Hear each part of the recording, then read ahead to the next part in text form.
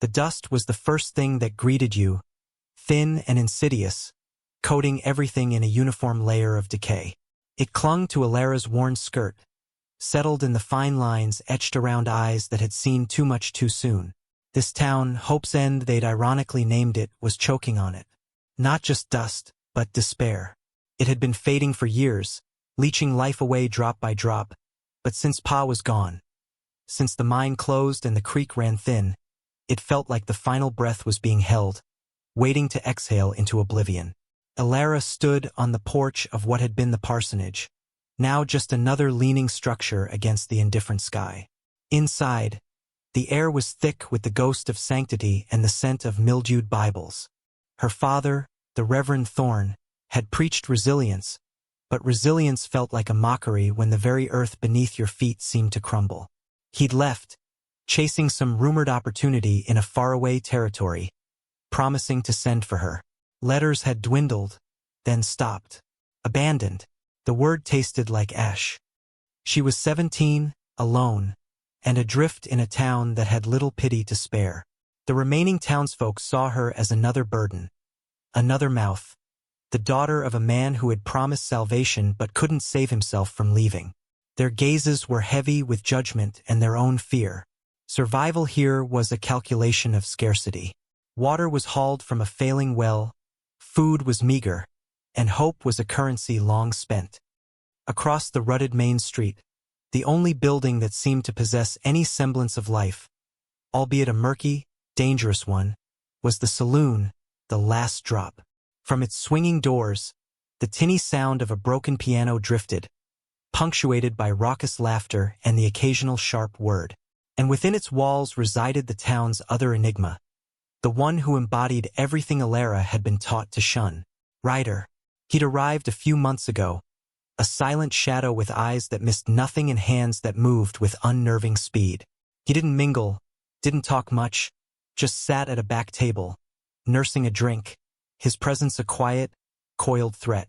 The saloon was his domain, and the street, it seemed, was his to observe. Alara had seen him, a silhouette framed in the doorway, watching the dust devils dance. He was the dark heart of the town, while her father had tried to be its light. Now only the darkness remained, and she was caught between the fading light of her past and the encroaching shadow of the future. Fear was a constant companion, a cold knot in her stomach that tightened with every creak of the floorboards, every whisper of wind through the gaps in the walls. It was the fear of the unknown, the fear of starvation, the fear of the harsh, unforgiving land, and most acutely, the fear of being truly, utterly alone. The town's decay was a physical entity, a slow, suffocating pressure. Fences sagged, paint peeled, roofs bowed under the weight of time and neglect.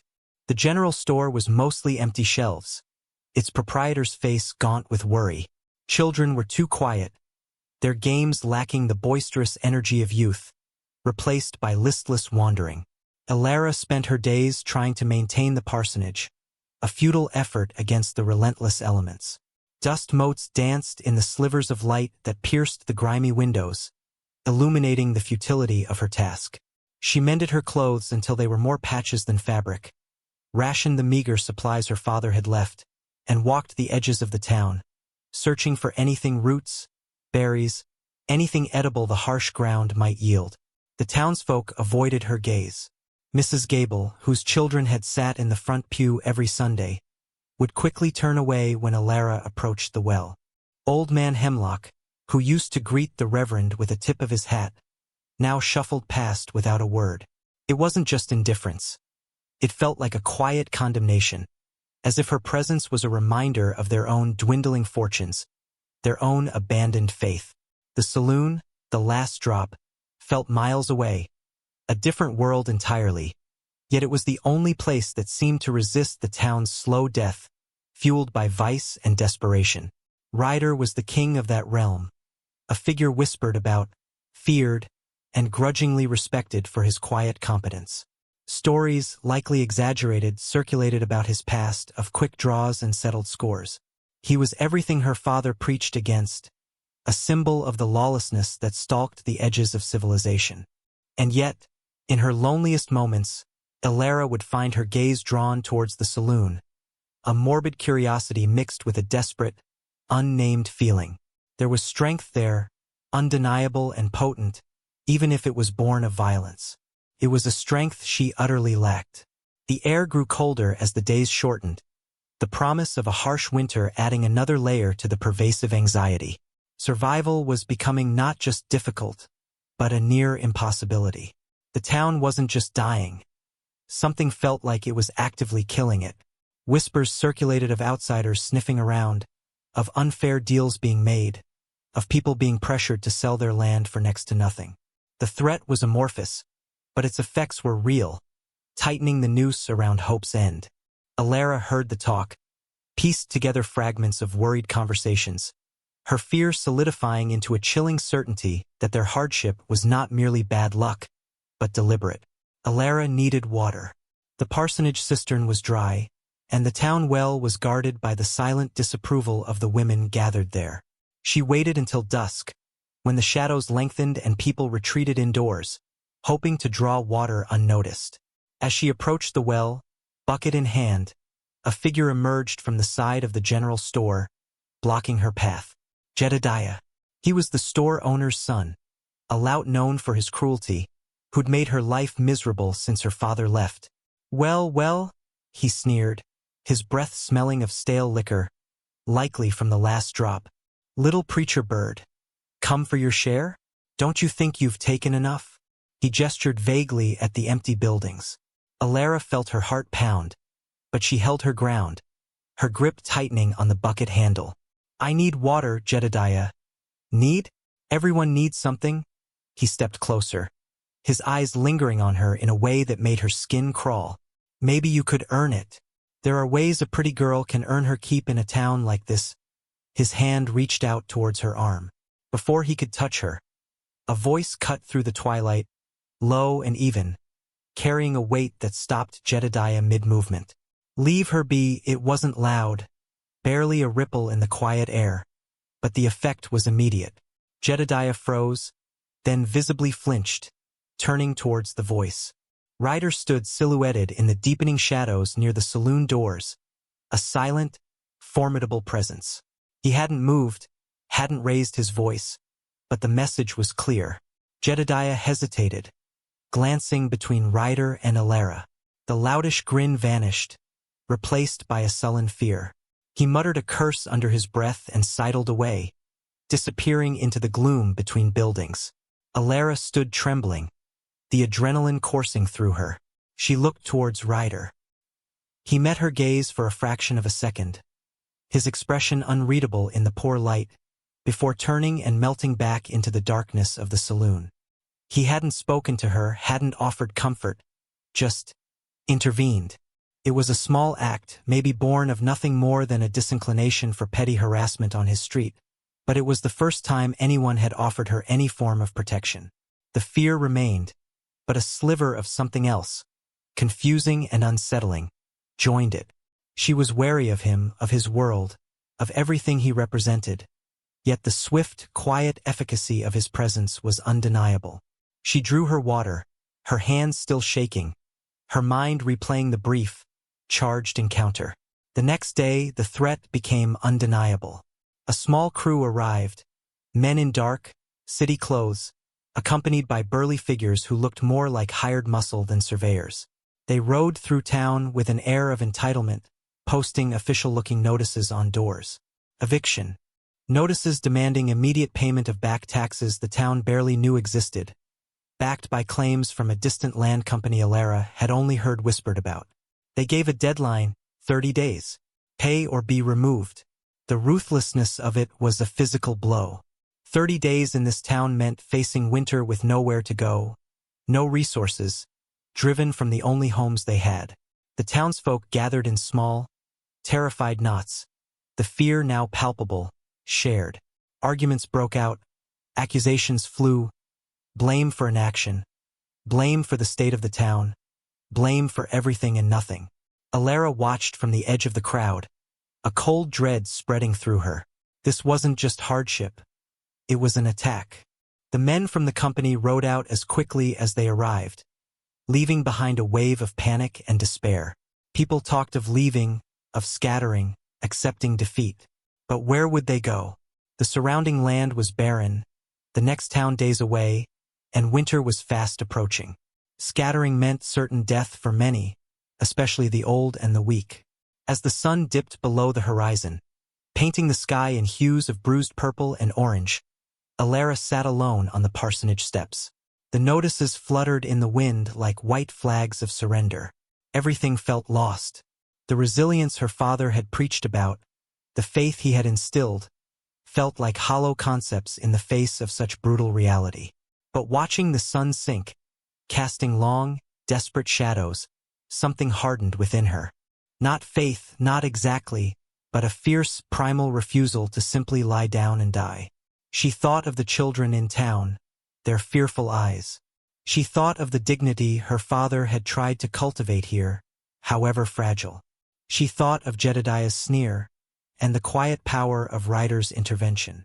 Desperation was a sharp, clean blade, cutting away the layers of fear and inertia.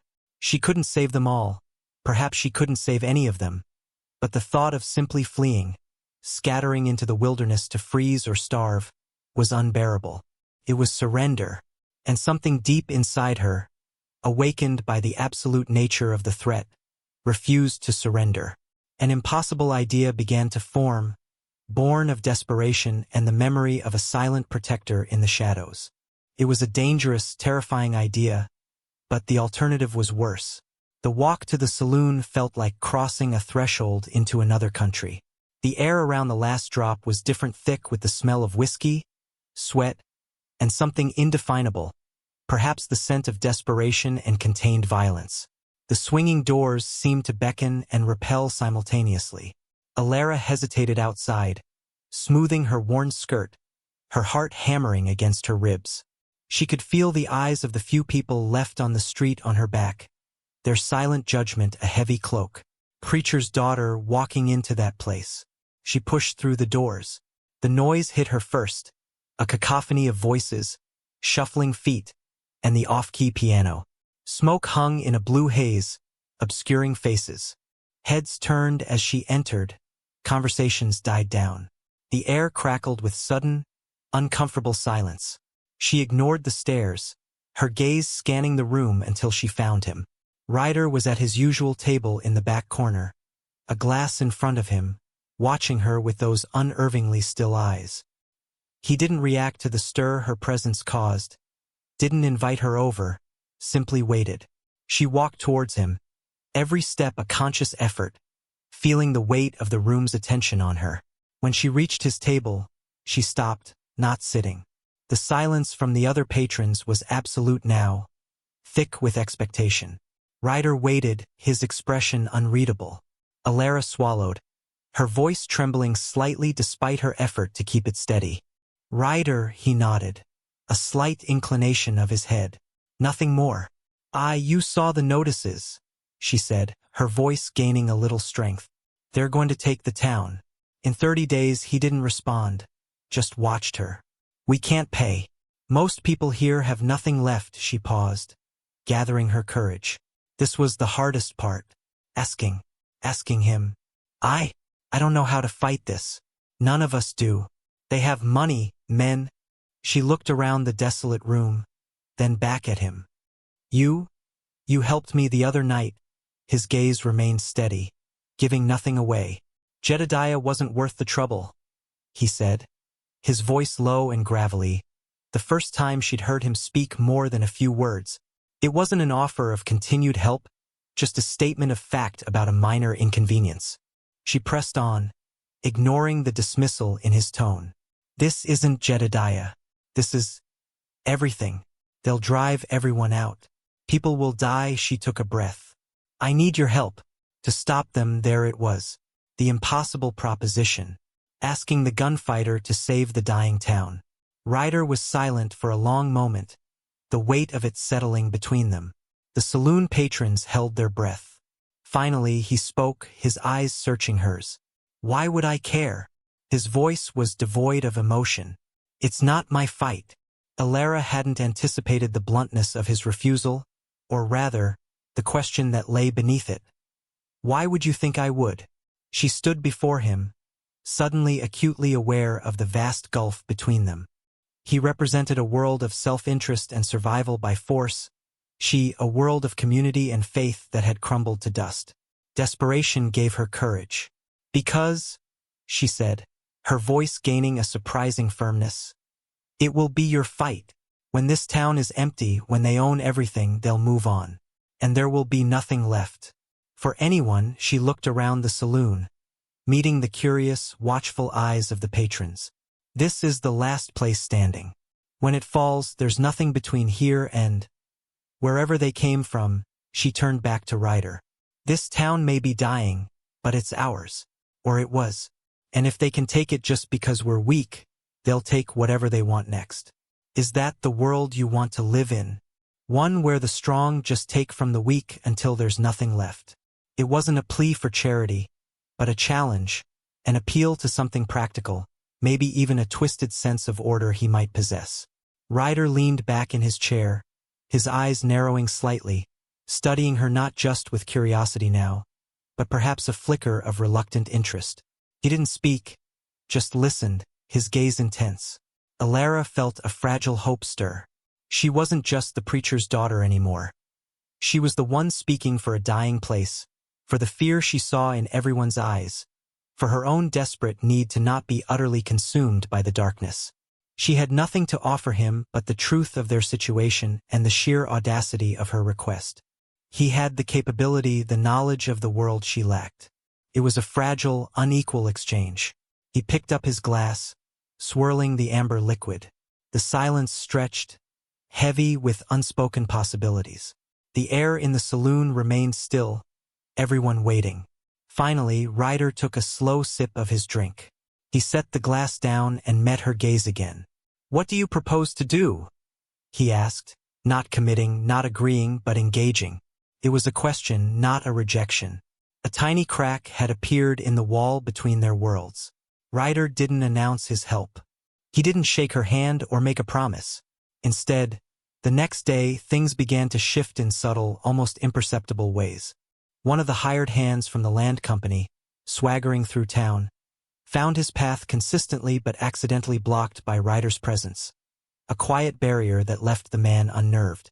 A delivery of supplies meant for the town, which had been conveniently delayed, suddenly appeared, guided by a taciturn man who seemed to have had a very persuasive conversation with someone fitting Ryder's description further down the road. He didn't work with Alara, not overtly. He worked in parallel, a shadow moving on the edges of the town's despair. Alara observed him. From the parsonage window, from the dusty street, she watched him. She saw how his mere presence changed the dynamic when the company men returned to press their claims. Their swagger diminished, their movements more cautious under his steady, silent gaze from the saloon porch.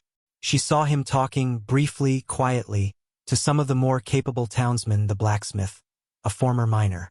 Not telling them what to do, but perhaps asking questions, sharing observations that subtly altered their perspectives. It was a different kind of strength than her father's sermons. A grounded, practical power that didn't rely on faith but on action and presence. And he watched her too. She felt his eyes on her as she went about her day, trying to rally people, trying to find forgotten resources, trying to inject some semblance of hope back into the town. He didn't interfere, didn't offer advice, just observed her efforts, her failures, her quiet determination. Slowly, hesitantly, some of the townsfolk began to look at Alara differently. The preacher's daughter they had dismissed. But the girl who had dared to walk into the last drop and speak to Ryder, who was now acting in ways that seemed to benefit them, however indirectly, was someone else. Suspicion lingered, especially towards Ryder, but desperation was a powerful motivator, and his actions, minimal as they were the only positive developments in weeks.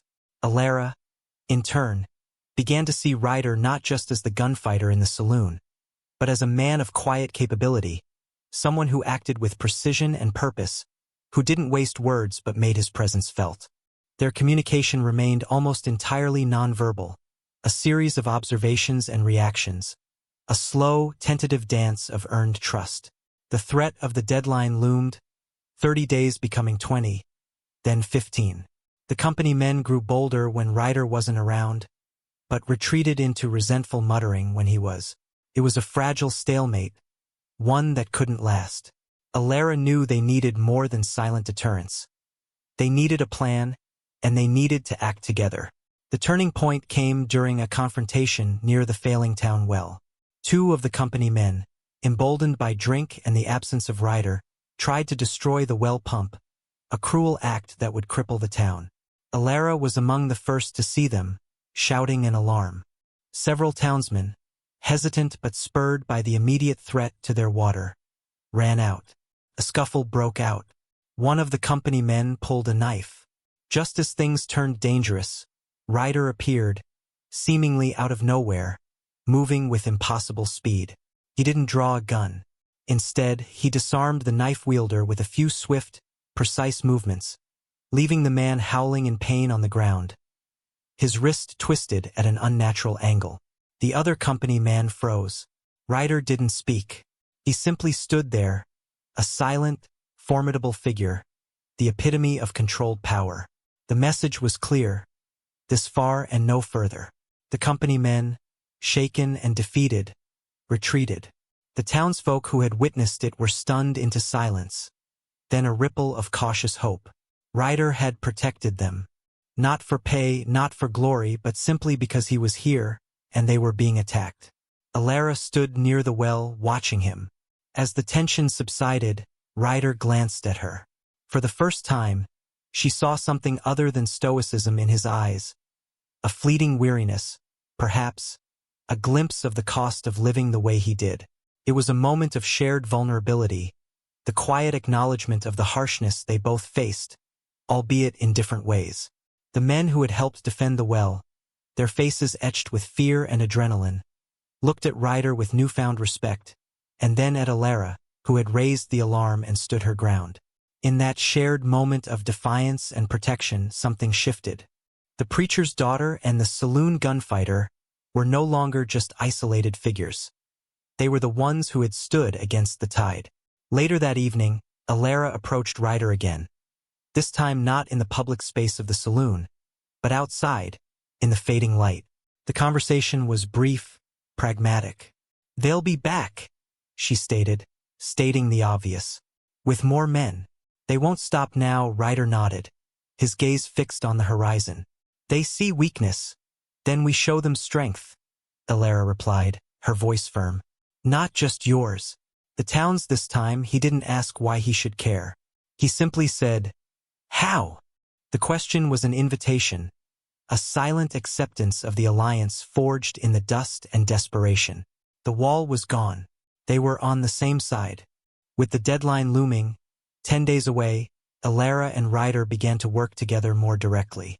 Their planning sessions were held in the back of the empty general store, using salvaged crates as makeshift chairs and a dusty counter as a map of the town. Alara brought her intimate knowledge of Hope's End, its hidden passages, its weakest points, the resources they could still muster, and crucially, the hesitant hearts of its people. Ryder brought his understanding of strategy, of facing aggressive men, of turning limited resources into effective defenses. Dialogue between them was still sparse, functional. He asked sharp, precise questions. She provided detailed answers. There was a mutual respect that had grown from observation and necessity. He saw her quiet intelligence, her unwavering determination. She saw his capability, his surprising patience, the strategic mind behind the gunfighter's facade. Their plan wasn't to defeat the company's men in a pitched battle. They were outnumbered and outmatched. It was to make the town too costly to take by force, to create obstacles and uncertainties that would make the company reconsider. Alara proposed using the old, unstable mining tunnels beneath the edge of town as a potential deterrent, rigging false collapses. Ryder suggested reinforcing the town's perimeter subtly, creating fields of fire and retreat paths. Alara knew which buildings were sturdiest, which families could be relied upon, who might falter under pressure. Ryder assessed the terrain, calculated risks, and identified key points to defend. They needed the townspeople, not just a few men, but everyone capable of helping. Alara took on the task of rallying them. It wasn't easy. Fear was deeply ingrained. But the incident at the well, and Ryder's quiet, steady presence, had planted seeds of defiance. Alara spoke not of grand victories, but of defending their homes, their dignity. She didn't preach. She appealed to their shared desperation and their buried pride. Slowly, hesitantly, people began to step forward. Women volunteered to prepare food and medical supplies. Older men offered their knowledge of the land. The blacksmith sharpened tools. Others gathered whatever weapons they had. The children were given tasks, feeling included, less afraid. Alara, the abandoned preacher's daughter, found herself leading, her voice quiet but resonant with purpose. Ryder, the feared gunfighter, became a silent foreman, guiding the physical preparations with efficiency and a surprising lack of harshness. The atmosphere in town shifted from passive despair to a tense, focused energy. They weren't waiting to be taken. They were preparing to stand. The 10 days flew by, a flurry of quiet, urgent activity under the watchful, indifferent sky. The dust still settled on everything, but there was a new sense of purpose stirring beneath it. The day arrived like any other, hot and still, the dust hanging heavy in the air. But the silence was different. It hummed with anticipation. The company men arrived late in the morning, a larger group this time, confident and aggressive, ready to enforce their eviction notices. They rode into town expecting empty streets and easy access. Instead, they found the main street subtly barricaded with wagons and crates, not enough to stop them, but enough to channel their approach. The windows of buildings seemed empty, but behind them, the townsfolk waited, armed with what little they had, their faces grim but resolute. Alara stood near the center of town, a shotgun cradled in her arms, a weapon she barely knew how to use, but a symbol of her commitment. Ryder was not immediately visible, a deliberate choice, his presence a quiet threat waiting to be revealed. The lead company man, a burly figure named Silas, stopped his horse, his face twisting in a sneer. "What is this? You varmints think you can stop us?" He gestured to the makeshift barricades. No one spoke. Silas dismounted, his men fanning out behind him. "Last chance," he bellowed. "Clear this path or we clear it for you." The air was thick with tension. Alara felt her hands tremble on the shotgun, but her gaze was steady, meeting Silas's eyes. It was Alara who broke the silence, her voice clear and surprisingly strong, amplified in the quiet street. "This is our home," she said. "We won't be driven out." Silas laughed, a harsh, ugly sound. "Your home? You're squatters on land that belongs to the company now. Get out of the way, girl, before you get hurt." He took a step forward. It was then that Ryder made his appearance, stepping out from the shadows of the general store. He wasn't wearing a gun belt, not overtly, but his hands were relaxed at his sides, and his eyes were locked onto Silas and his men with an intensity that radiated danger. "She said." Ryder's voice was low, carrying effortlessly across the street. "This is their home." Silas hesitated, his gaze flicking towards Ryder. He'd heard the whispers, knew this was the man who had handled Jedediah and his companion. But he had more men now. "You think you can stop all of us?" Silas challenged, reaching for the pistol on his hip. Before Silas could clear leather, Ryder moved. It wasn't the lightning draw of legend, but a swift, controlled motion. He wasn't going for his gun. He moved towards Silas, closing the distance rapidly, intercepting the man's draw with a brutal economy of movement. A crack echoed as Silas's wrist broke. He roared in pain, dropping his pistol. Ryder didn't stop there. He used Silas's momentum against him, sending the larger man sprawling into the dust. The company men were momentarily stunned. This wasn't how it was supposed to happen. They drew their weapons, aiming at Ryder. But as they did, a few shots rang out from windows, deliberate and effective, targeting not the men, but the horses, spooking them, creating chaos. Smoke bombs, crude but effective, thrown from rooftops, filled the street with disorienting haze. The plan wasn't to win a shootout, but to disrupt, to confuse, to make the cost too high. Ryder was a whirlwind of controlled action in the haze, disarming men, incapacitating them without killing, a blur of motion. Alara, heart pounding, raised her shotgun and fired into the air, adding to the confusion. Townspeople emerged from cover, throwing rocks, brandishing tools. It wasn't a battle. It was a messy, desperate, collective act of defiance. Ryder was the shield and the spear, moving through the chaos, protecting the townsfolk, making sure the company men couldn't gain control. A man charged Alara. Ryder was there in an instant, disabling him with a blow. The fight was short but brutal. The company men, disoriented, injured, and facing unexpected resistance, realized they were in a trap they hadn't anticipated. They hadn't planned for a town that fought back, led by a girl and a ghost. Silas, clutching his broken wrist, scrambled onto a riderless horse.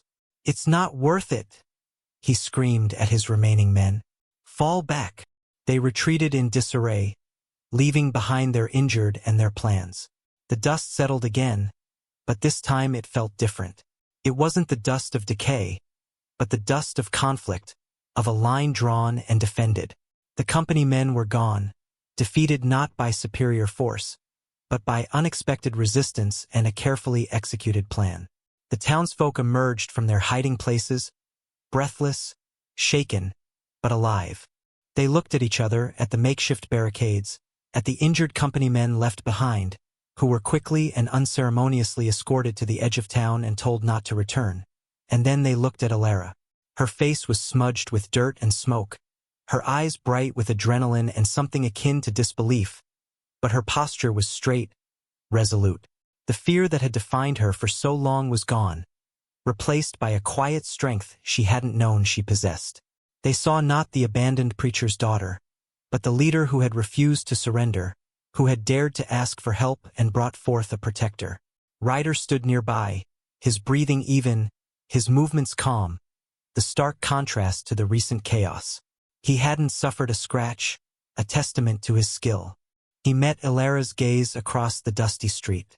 There was no triumphant grin, no grand gesture, just a subtle, almost imperceptible nod of acknowledgement. Their alliance, forged in desperation and quiet trust, had held. The town was safe for now. The threat had been repelled, but the land company was powerful. They might return, or find other ways to exert pressure. The future remained uncertain.